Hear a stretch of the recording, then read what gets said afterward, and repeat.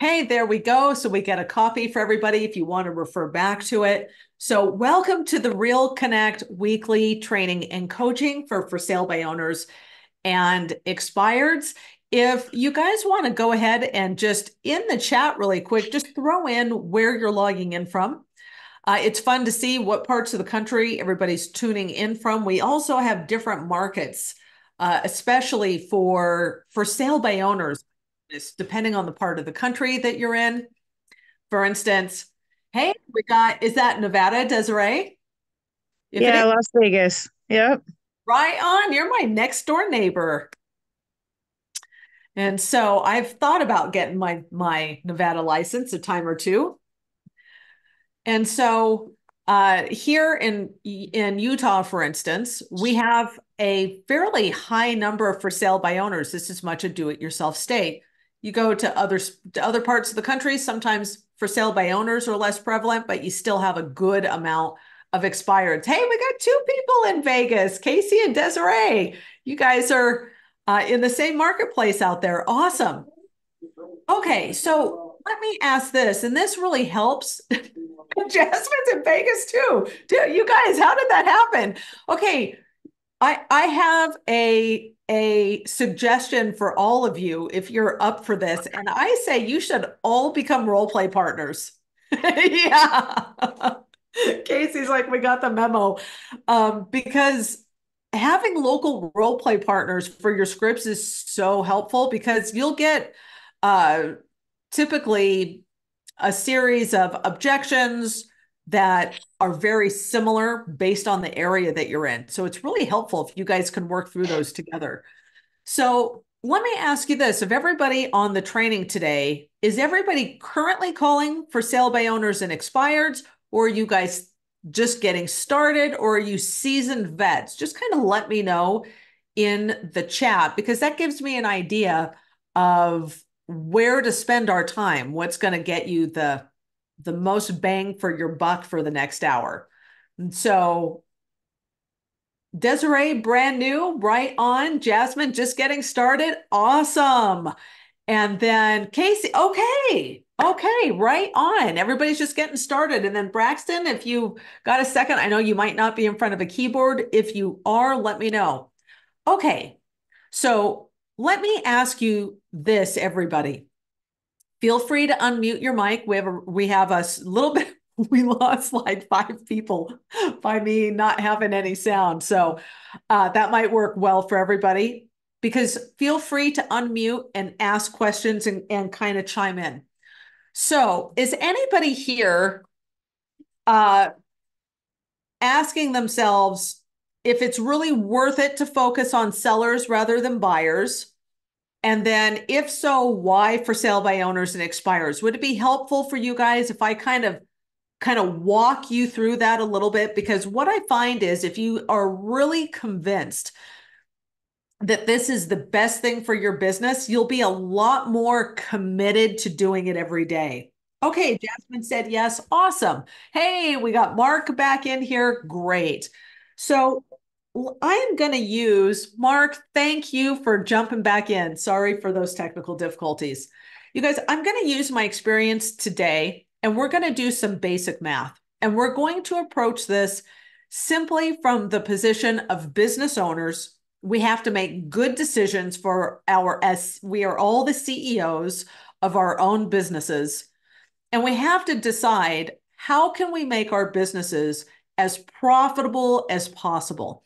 And because we're actual physical representatives and agents, time is our enemy, meaning we have to be physically present to work with our clients 99% of the time, or at least we might not have to be face to face. For instance, you could do a listing appointment over Zoom. But we have to be interacting directly with our clients. And so some clients are simply far more efficient to work with than others. And so let's take a comparison of what it takes to work with one buyer versus what it takes to work with one seller. Okay. Now, here's one thing I want to make sure that everybody understands. I love buyers. I love working with them. It's very satisfying to help people get into a home, right? It's such a milestone for most people. So this is not a judgment about whether buyers are not as good to work with as sellers, not at all. Okay, this is just looking at it from the perspective of a business owner. So I will give you an example. I worked with a brand new buyer. She happened to be highly motivated because she just got notice at her rental that she has to be out by the end of March. So I talked with her twice on the phone. Now she's never bought before, and this particular lady has a high degree of anxiety, and so she requires a lot of communication and a lot of kind of hand holding through this process so that she can feel comfortable. My first phone call with her was an hour. My second phone call with her after she spoke to the lender was an hour. So I'm just going to keep track here. We've got 2 hours of just on the phone. Now, I've taken her out to look at properties. Today was our second day. Each day was 4 hours. So I've shown properties with her for 8 hours. Okay, she's thinking about writing an offer on one that we just saw this morning. Let's assume we get that under contract and it takes me an hour to write it up and get it over to her. Well, okay, let's be honest. My assistant's going to write, kind of draft everything, but I'm going to get on the phone and talk with her and walk her through signing because this client, it takes some time. I'm going to figure 1 hour for that. Okay, so we're at 11 hours for negotiating contract and all that kind of stuff, right? So let's just assume negotiating contracts is the same time expense, whether it's a buyer or a seller. We're not going to count that. I'm 11 hours in with this seller so far. Now, that's assuming that our offer gets accepted. That's assuming it doesn't fall out of contract and I have to go start showing her homes all over again from scratch, right? Because we all know last spring, the market was so insane. It was very, very common to have to write 5, 6, 7 offers just to get one accepted because of all the bidding wars, right? If that's the case, you can multiply these hours by the number of offers you write, the number of times you have to keep going back out into the market. Oh, and Jasmine, did you lose me? Can everybody still hear me? Yeah. Okay, cool. And so let's just say conservatively 11 hours that it takes me to work with one buyer who's highly motivated. And folks, here's the thing to understand. The less motivated the buyer, typically the more homes you have to show them before they're willing to write an offer because they don't have a pressing need to find a place and get moved, okay? This number for one buyer could easily hit the 30 or 40 hour mark to work with one buyer, okay? So we're just going to use this example, 11 hours to work with a buyer. So how many hours in my business does it take me to work with a seller? Well, if I set the appointment and I go on a listing appointment and I go on the appointment one time and I get all contracts executed, so listing, um, presentation, signed contracts, one appointment. I'm going to call that 2 hours, folks, because the listing presentation is about an hour and filling out contracts is about an hour. Now, I don't know about your state, but in Utah, our sellers' disclosures are 15 pages long. It can take easily 30 minutes for a seller to fill those out all by themselves because typically they have questions, things they're confused about. So filling out paperwork can take a little bit of time. Okay, so now let's call it 2 hours with that seller. And then what time am I really spending with them again until they go under contract? Well, I call my sellers at least once a week, like clockwork, same day, same time every single week. And we do a review of everything that has gone on for that week. Those phone calls usually take about, because we do them every week, they're about 15 minutes per phone call. I typically will put a home under contract within 30 days. The reason I put homes under contract in 30 days generally is because I tend to take well-priced listings and pass on high listings that are not appropriately priced. Again, we'll talk about that in separately because that's a little bit of a separate topic. But my homes usually go under contract in 30 days. That means I had 4 weekly meetings with my clients at 15 minutes apiece. That's 1 more hour. So we're now 3 hours in with the client to the point where they're under contract. So it took me 3 hours to work with the seller. It took me 11 hours to work with that buyer. Guys, are you kind of seeing where I'm going here? I can work with at minimum 3 times as many sellers in the same time that I would spend to work with one buyer. That means I can earn 3 commissions working with sellers in the time that it takes me to make 1 commission working with a buyer. And what I've really found with buyers is only being 11 hours in is very conservative. Again, this lady is highly motivated. Many times I've had buyers where I am quite likely closer, I'm somewhere between 25 and maybe as much as 40 hours in.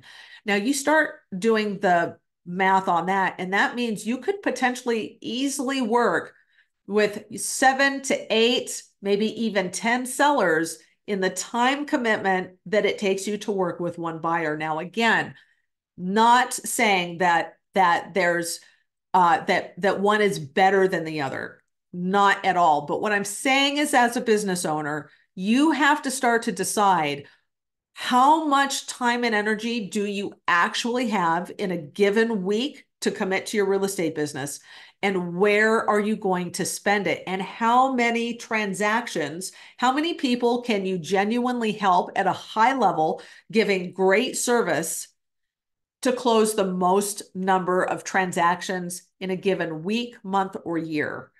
And the answer always comes down, if you to do the most deals and still be able to give people great service, it needs to be with sellers. Does that kind of make sense for everybody? And so let me know if you feel differently. It's certainly not a dictatorship in this training. And so I'd like to know if anybody has a different experience of that. Now, I know we took a poll earlier in the training today, and we were asking folks if they're just getting started, if they're experienced. At the time of that poll, most everybody was brand new and just getting started. If you're experienced or new, drop it in the chat for me and let me know. Okay, so if we've come to the conclusion that financially the most responsible thing for us as business owners to do is to focus as much as we can on working with sellers and acquiring great, well-priced listings. Now, why well-priced? Okay, so folks, I feel that the price on our listings breaks down into 2 different distinct categories, okay?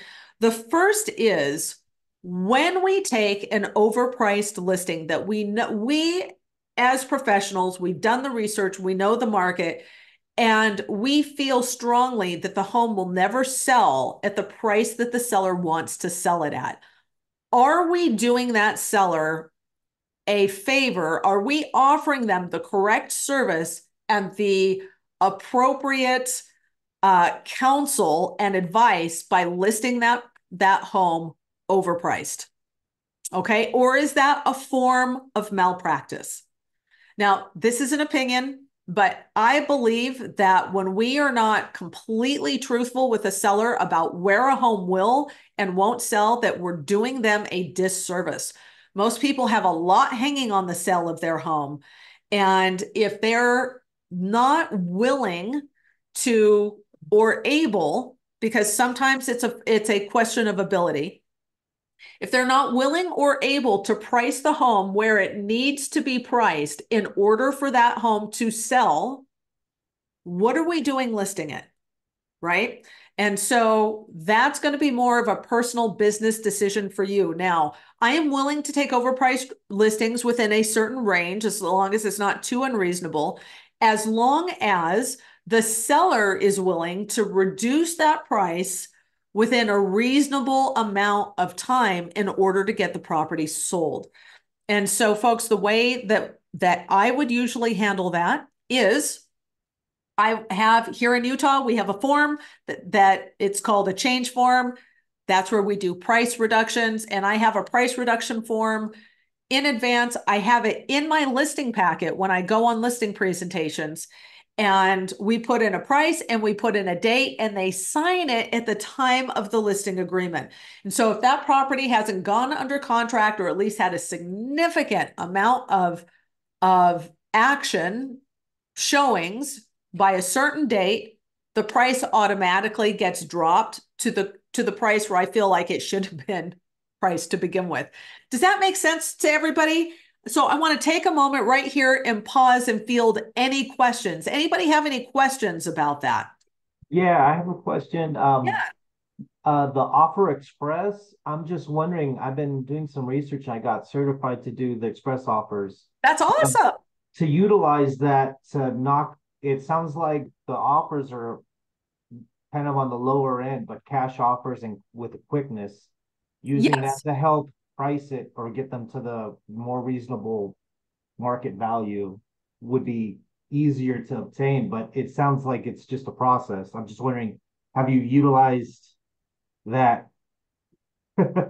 No, that's a great question. And so in my listing presentation, in my presentation itself, I have three ways they can sell their home. I have three offers for them, and I explain them all in little blocks on a slide, right?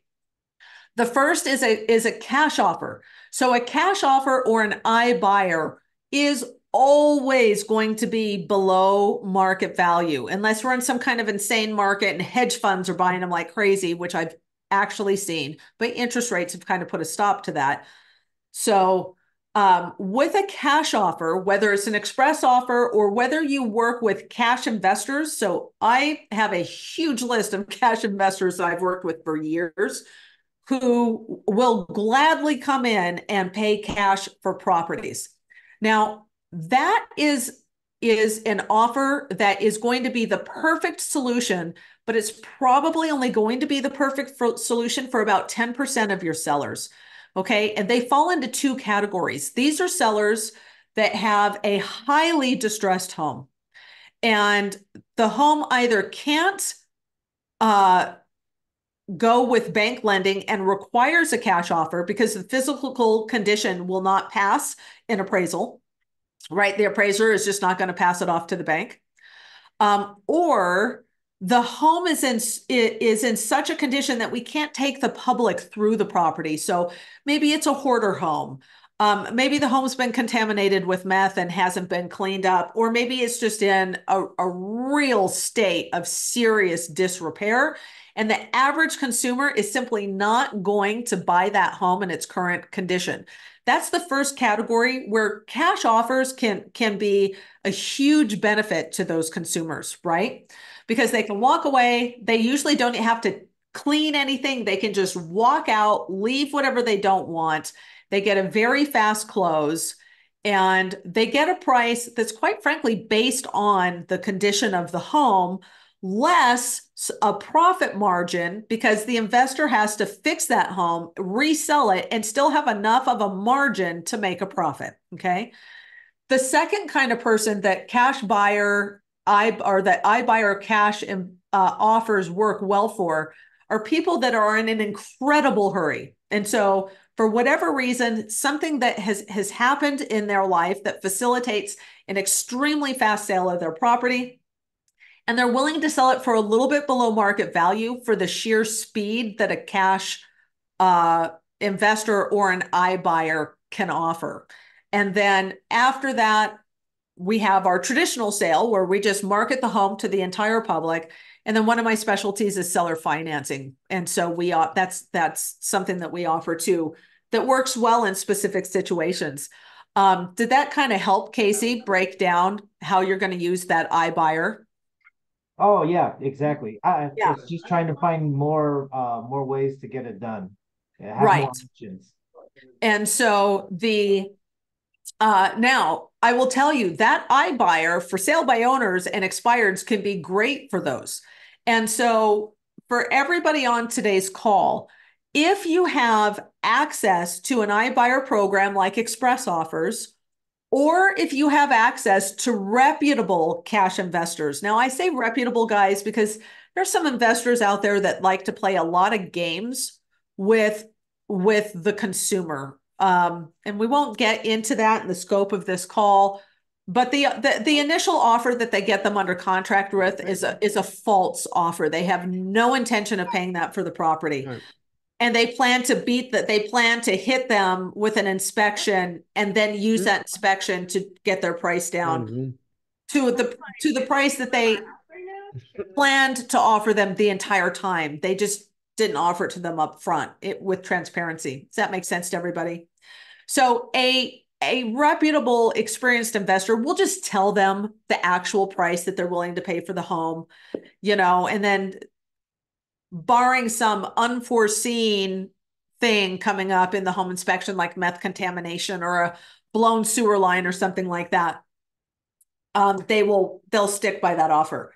When you're calling for sale by owners and expireds, if you have that cash offer ability, that is something that you can talk to them about on the phone as you're trying to set that appointment. Is saying, folks, I'd love to get together with you for a few minutes to share with you how I could bring you 2 or 3 cash offers in the first week. And Casey, that would be a way that I recommend using your express offer, is reaching out that way for them for those calls. And then, guys, let's talk about FSBOs and expired. So it sounds like everybody on the call is fairly new to the FSBO expired world. And so why for sale by owners and expireds? And the answer is pretty simple. It's because they are the absolute fastest way for you to start acquiring listings immediately. Okay, for sale by owners, I would say are number 1 and expireds are number 2, and they're neck and neck with each other. So if you are going to get really serious about building your real estate business in 2024 on listings, then I would say you can't afford to ignore for sale by owners and expireds, because they are the only way I know that you could show up to the office with nothing in the morning and go home with a listing that night, right? With somebody that you didn't know the day before. Okay. So then it comes down to, how do we develop the skills to work with these folks? Okay. So we've covered a few things here. Efficiency, why FSBOs and expireds. Let's talk a little bit about what your daily goal should be. Okay. When you're calling for sale by owners and expireds, I want you to have one single goal in mind, and that is set a listing appointment. Our goal is to set one listing appointment every single day. One listing appointment every single day. And so if I was going to give you just 2 simple goals, I would say they're these. You set one listing appointment a day, and you take one well-priced, motivated listing per week. Okay, now let's take a quick poll, because I don't, everybody's business is different. I don't know how many deals everybody wants to close in 2024, what your personal goals are for how much you would like your business to earn this year. But if you took one well-priced listing per week, would that allow you to hit your goals for the year? Just go ahead and throw a yes or a no for me in the chat, so I can kind of get a feel for where everybody's at. Yeah, Casey's like a yeah. Awesome. Okay, Jasmine is yes. And right on. And I'm thinking this is probably the case for most people, right? Now, here's the other thing that it's going to do for you, everybody. You can schedule. Mark said definitely. Great. Thank you for that, Mark.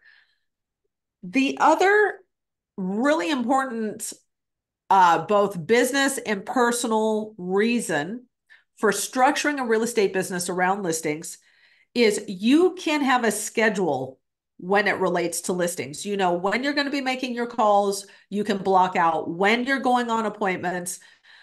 You can actually schedule around a life. I assume most everybody here has a life. You might have a significant other, kids, things that you need to do outside of work. And if everybody here has been in here for a little while, then you probably know that when you are working with buyers, especially a motivated buyer and any buyer in a hot market where properties are going quickly, guys, when they call you, can you tell them, sorry, I'm busy today. I know it's Monday. I'll show you that home on Wednesday. Does that work with buyers in your market? Because it doesn't go well with buyers in my market. And so usually when a buyer is seriously looking for a home, the moment a home hits the market that matches what they're looking for, we pretty much have to drop everything and go show that property, if at all humanly possible. And that is a stressful way to run a business, right? Because you have no schedule and you have no predictability around where you're going to be on any given day. So, one more reason for structuring around sellers. So let's talk a little bit about, we've got about 25 minutes left for this call, you guys. And I don't know if you can see, it's it's been raining all day and it just finally switched over to snow. Okay, so let's talk a little bit about handling objections over the phone. And I'm just referencing some notes that I put together for today's training. Okay, who here is actually currently calling for sale by owners and expireds? So drop a 1 in the chat if you have at some time in the past actually picked up the phone and spoken to a FSBO or an expired. Put a 2 if you've never actually called them. Okay, Casey has, Jasmine has. Okay, awesome. Right on, guys. So how are you feeling about handling objections? Would it be helpful to have kind of a 4-step process for handling just about any objection with a for sale by owner or an expired listing? Okay, there's some rules to this. And rule number 1 is I never want you to get tricked into giving a listing presentation over the phone. So I'm going to give you guys, these are Belladonna's rules for calling FSBOs and expireds. 1, never give your listing presentation over the phone. 2, never discuss commissions over the phone. Never. 3, never discuss what their home is worth over the phone. Never. Okay. All 3 of those things are the very reason why they should meet with you for a listing appointment, even if it's only for 20 minutes. So rather than when they ask the question, rather than giving that answer, I'm going to give you a formula for using that question to springboard you right into your listing appointments. Does that sound good to everybody? Okay. So our 4-step process for handling objections, and these are interchangeable for sale by owners and expireds, because we're going to use more of a formula that you can plug into as opposed to handling specific objections. Okay. So number 1 is you have got to listen to these people so intensely. Now, that may sound like a stupid thing to say because you're like, Belladonna, of course I'm listening to them. But here's what happens. If we don't know exactly what we're going to say, so in other words, if we don't have our scripts so memorized and so internalized that we know what we're going to say through the course of this conversation, what really happens is when they're talking, we're worried about what we're going to say next. We might be thinking about what we're going to say next. We might be looking at what we're going to say next. In the case of if you have, maybe you have some great scripts. And yes, Michael, I have dynamite scripts. So we'll make sure, Michael, if you're not a Real Connect guy, let me do this for me. Oh, you are, Michael, you are. Okay, great. Then I can make sure that we get those sent over to you. Will you do me a favor? If you don't want everybody on this call to see it, you can go into the chat and you can message me personally, but would you please send me your email address and I'll make sure that you get them. Okay, so when you're distracted in that way, they're talking and you're reading what your objection handler is going to be, or you're thinking about what you're going to say next. The fact is, we're not really paying attention to what they're saying, not with 100% focus. So the first step to being able to listen well is to know what you're going to say so you can stop thinking about it. Okay. So that means I need you to really, really internalize your scripts. Okay. So that's kind of like your pre-call assignment, is to start knowing them. And by the way, guys, before, like, I've done these scripts forever and a day.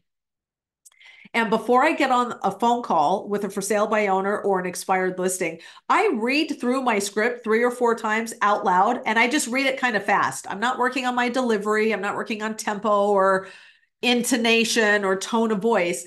I'm just reading through it really fast 3 or 4 times to warm up. I'm warming up my mouth. I'm warming up my brain. I'm kind of getting out my heebie-jeebies before jumping on the phone, right? I promise you it makes a world of difference to do that before you get on the call every single day. Okay. So step 1, listen intently to what they're saying. Step 2, I need you guys to massively repeat and approve what they are saying. And I mean at a high level. Okay. So if you think about it like this, we've got people that don't know us that either are trying to sell a home by themselves, or they've just had a home sit on the market for perhaps as long as 6 months, maybe more, and not sell. And now they're getting a bunch of phone calls. Okay. Both of these people, this is not the time to get on the phone and try to make them wrong.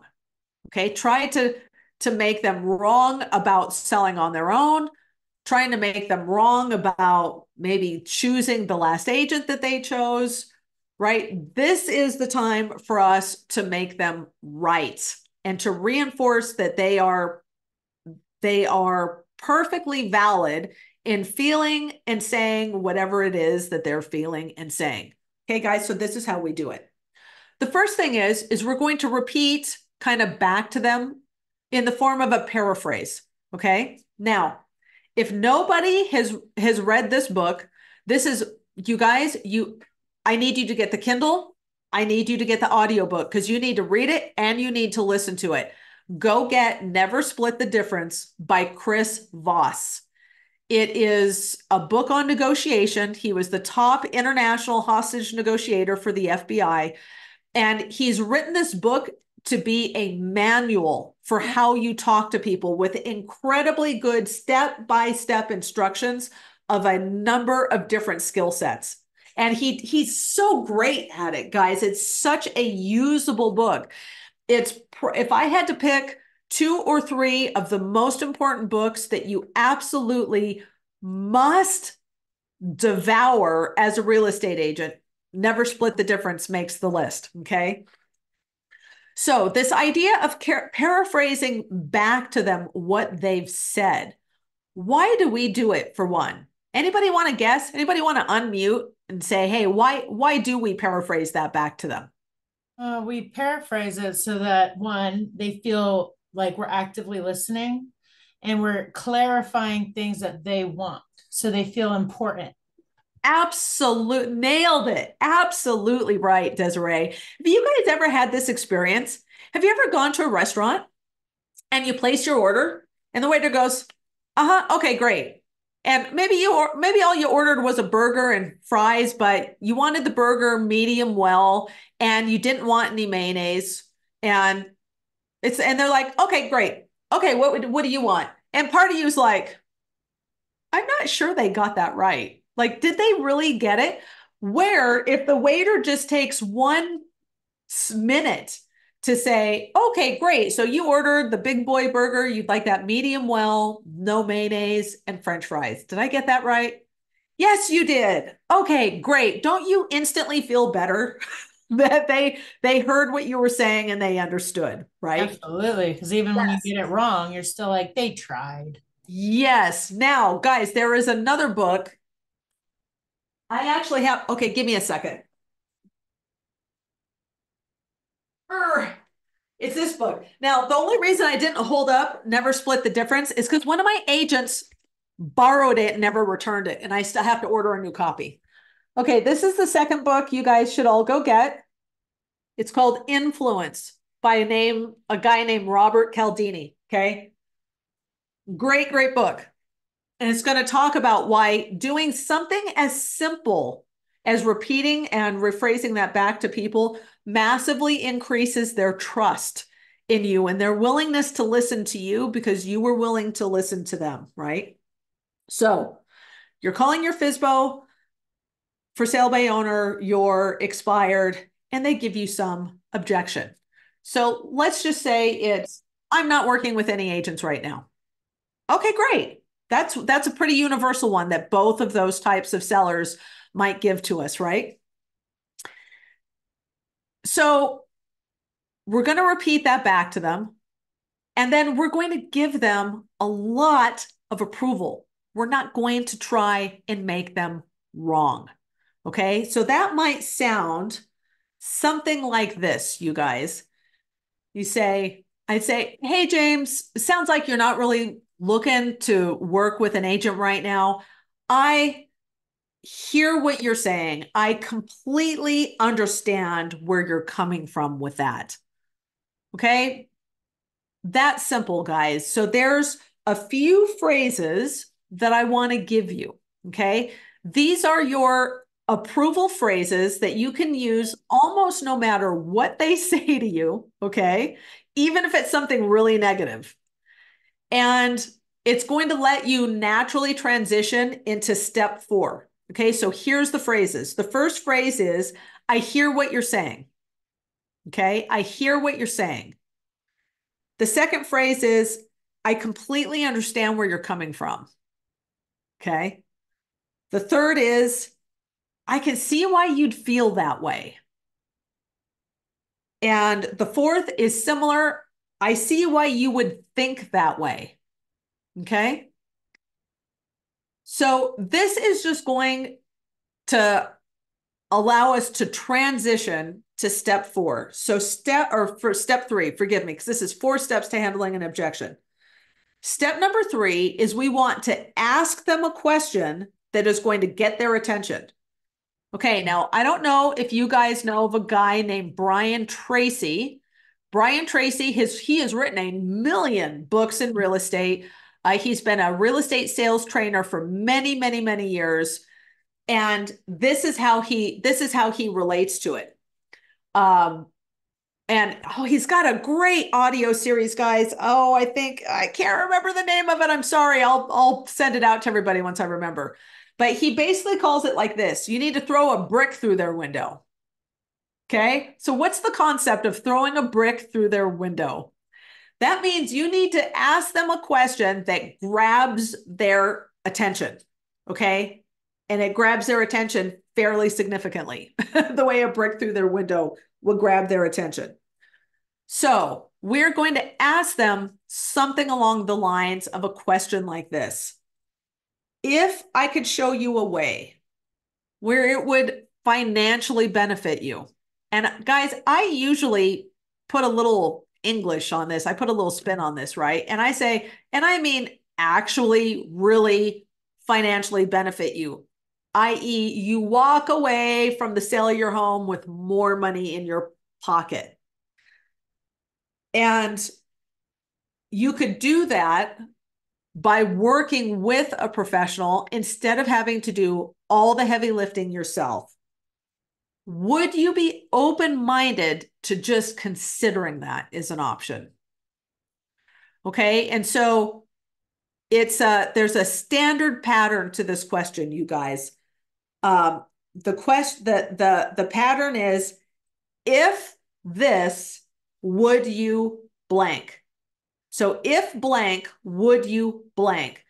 And the reason this is such a great pattern is because it doesn't matter what the objection is, you can fit the objection into the pattern. Does that make sense to everybody? So if this could happen, would you do this? And then step number 4 is you close for the appointment. And so the very next step after this is we just say something like, I might say, hey, Michael, it only takes me 20 minutes to share this really important information with you. I could do 3 o'clock today, or would 4 o'clock be better? And that's it. And guys, here's the beauty of this pattern. This is a simple 4-step pattern that you can repeat, and you can keep repeating this pattern, right?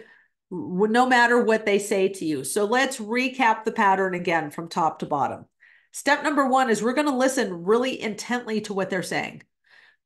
Step number 2 is we're going to paraphrase what they said. We're going to repeat what they said, and we're going to give them massive approval with one of our kind of approval statements. Then we're going to ask them a question that grabs their attention, and then we're going to ask for the appointment as a result of that question that we ask them. Okay, so let's dive into listening intently just a little bit more. There is a redirect that I really like, and it's listening for the meaning behind their words. Okay, so let me ask you this: when a for sale by owner says, I don't want to pay a commission, I don't want to pay an agent, what are they really saying?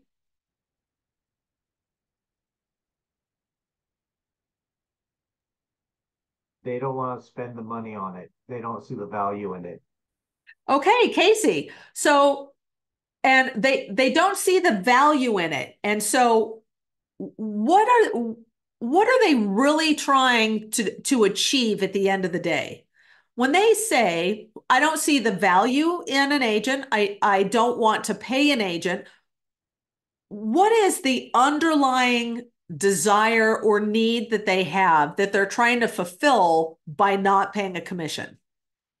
Getting the highest offer, getting the most money for them. They don't realize that we're going to help them get the highest offer. If they're by themselves, they're not going to get anywhere with it fast. You got it. What they're really saying is they're saying, I just need to make as much as I possibly can on the sale of my home, right? Isn't that what they're saying at the end of the day? Paying a commission is largely irrelevant. What is relevant to them is that they walk away with the most amount of money that they possibly can from the sale. And they very naturally believe that, hey, I can do math. If I deduct your commission from my sales price, I make this. If I sell it without you, I make this. And they're like, I'm going to go it alone. Okay. So when we redirect, what we're doing is we're getting to the truth of what they're trying to tell us. Okay. And so when somebody tells me, hey, I don't want to pay a commission, I am going to redirect it like this. I'm going to say, hey, Casey, it sounds like what's really important to you is that you simply make the most amount of money at the end of the day, like when you walk away from the closing table. Did I get that right? And you'll say, yeah. Say, okay, I completely understand where you're coming from with that. Right? There's our massive approval. Okay. And Casey, I'm curious. Now, if there was a way, and I mean really a way for you, and now, guys, I will do a little takeaway here, and I'll say, and Casey, you know what? I don't know if this is for you or not, but if we could genuinely help you walk away with more money at the end of the day working with us instead of going it alone, isn't that something that you'd want to know about? And then I'm going to just let you answer. And I don't care what you answer. Okay. Whatever you answer is fine because I could do this all day. Okay. Yeah. And then what is it? Also, even just getting the listing so that you can generate leads off of being the listing agent too. If you're saying, oh, I can market it for you, and if I bring the offer, I'll help close it, but I can represent, or I can help represent and get leads off of doing open houses. So are you talking about a uh oh, it's on the tip of my brain because exclusive right to sell is what we normally do. But are you talking about listing the property but allowing them the ability to continue to sell on their own? So something like that to try to work it into making them more agreeable on you realizing that the help that you're applying is what they need, essentially getting them there. Gotcha. And so I definitely know agents who do that. I will tell you this, it typically requires a different kind of listing agreement, not an exclusive right to sell. So before you would actually go down that road, what I would recommend you do is touch base with your broker because some brokerages will allow that and some will not. So I'll give you an example. My old Century 21 brokerage, I'm not with them anymore, but I managed for them for years. We would not allow that. So it was not something our agents could offer, even though there were agents in our marketplace who did offer that. Does that make sense?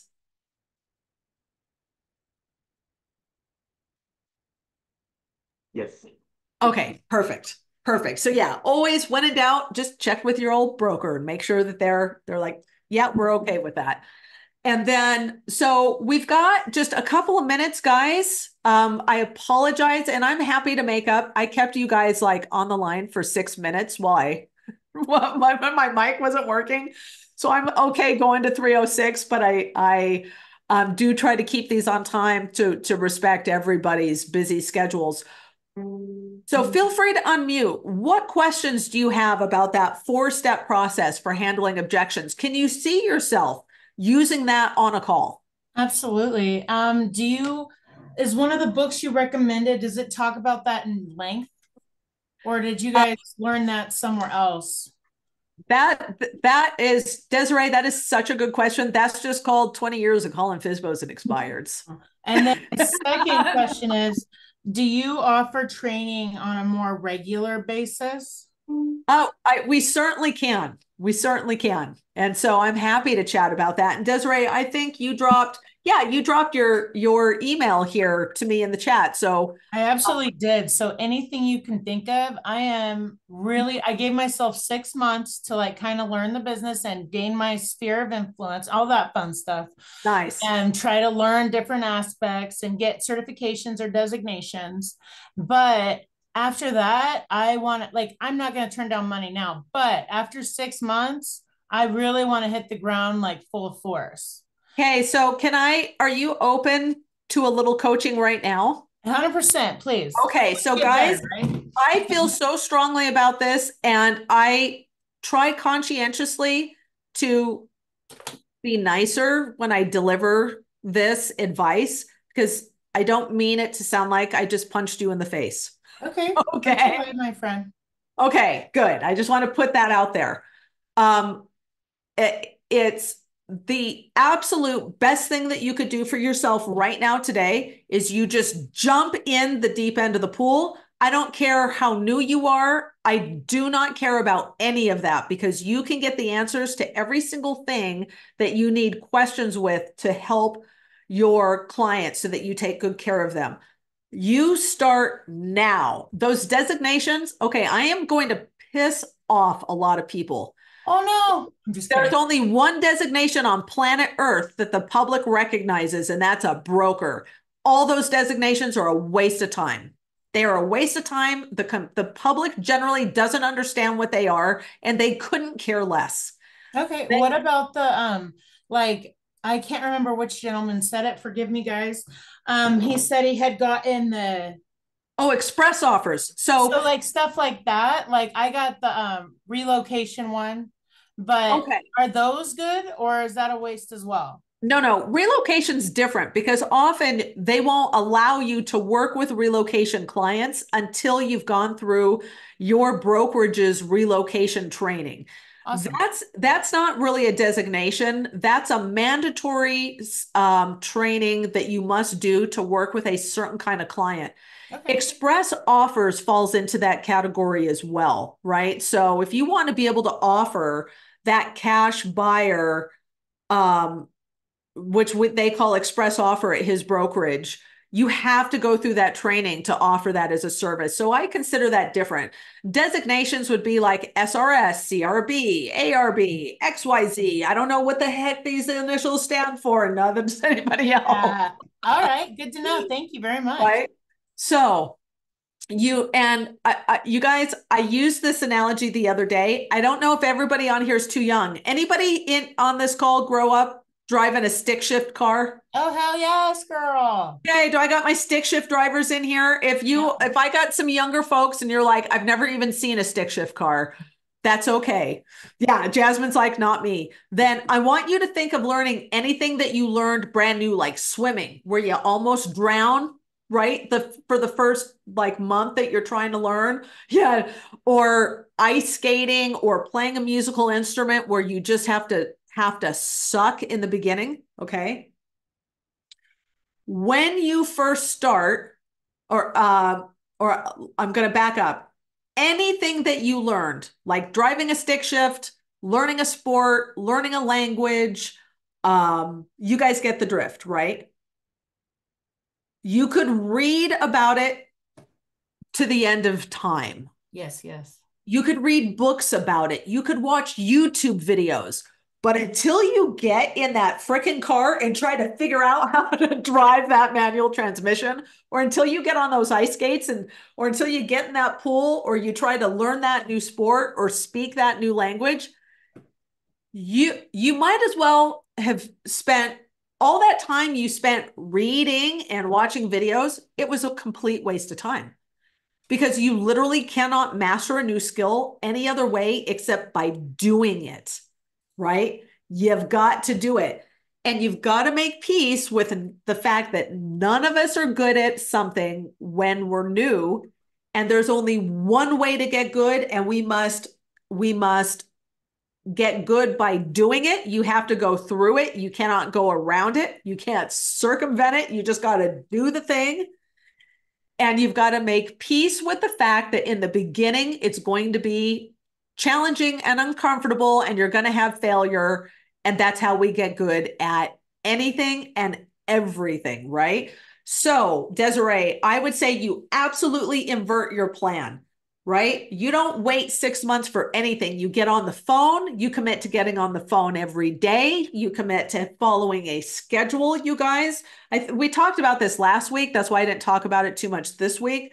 But every single person on this call, if you are serious about growing your listing real estate business, you must follow a schedule and you must make your calls in the AM, because unless you literally can't do it in the AM, afternoon calls, my experience 20 years at this is that they get bumped out of the way. Also, your energy is lower by the afternoon. So first thing in the morning, you get up, you listen to something positive, you read through your scripts, you get on the phone in that order. You make your calls for the day, and your goal is what? To set one qualified listing appointment every single day. And then you should have a minimum amount of calls or time that you spend calling every day, Monday through Friday, and you just knock it out first thing in the morning, right? And then, like, for all my new people on here, you set that listing appointment, right? And then here's what you don't do. You don't worry about, do I have I'm going to spend a whole month putting my listing presentation together and then I'm going to make calls. No, you go and you figure out your listing appointment.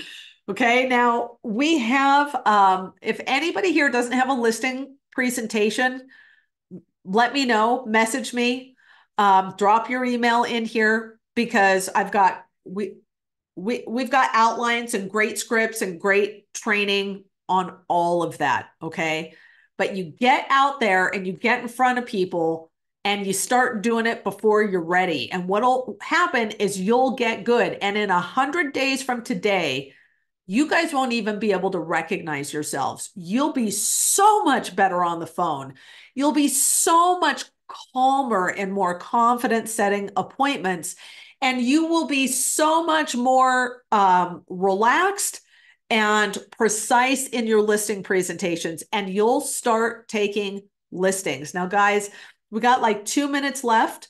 And oh, Jasmine says, I don't have a listing presentation. Guys, you got to have a listing presentation, canned, memorized, just like we're going to memorize the scripts. So I promise I will copy everybody's emails before I shut down the Zoom. And I'll make sure that you guys all get a listing presentation, okay? Yeah, Desiree, oh, you can't do this without a presentation. But here's the thing, the presentation is very straightforward. It's very simple, okay? So here's the thing, and guys, for the record, like I'm still actively doing this. I'm still actively making calls myself, right? So I'm happy to share that with you. And then why don't we do this? Let's all agree to meet next week. Same place, same Zoom link, same channel. Hopefully we won't have 6 minutes of me going, can you hear me? Right at the beginning of the training. And let's regroup and see how everybody's doing. And let's end today's call with a small commitment. So nobody is required to make a commitment, but who here is willing to commit to calling for sale by owners and expireds for the next 5 days, Monday through Friday, until our next training? So let me know, and then we'll get back on this training next week and we'll find out what you ran into. Yeah, Jasmine's a yes, Casey's a yes. Colette, what numbers with the calls? Like, Casey, where do you get numbers? Is that the question? No, I was just gonna ask, because you're saying to make a call and try to go for one a day, to have the one listing a day. Are you able to go at that mark, or that's just what you shoot for? So that's my minimum standard. So I'll tell you guys, in the beginning, you might not hit it. And it's okay as long as it's your intention, right? So you may not know what your numbers are. You may need to have 50 conversations to set a listing appointment, and you might get it done in 20, right? But here's what's going to happen. I guarantee you in 100 days, that number will probably shrink by half because you'll just get that much better on the phone if you commit to doing this every single day, right? So the setting one listing appointment a day should be your absolute goal, though, every single day. And like you get on the phone and you're like, I'm setting a listing appointment today. We're not looking for leads. We're not looking to have nice conversations.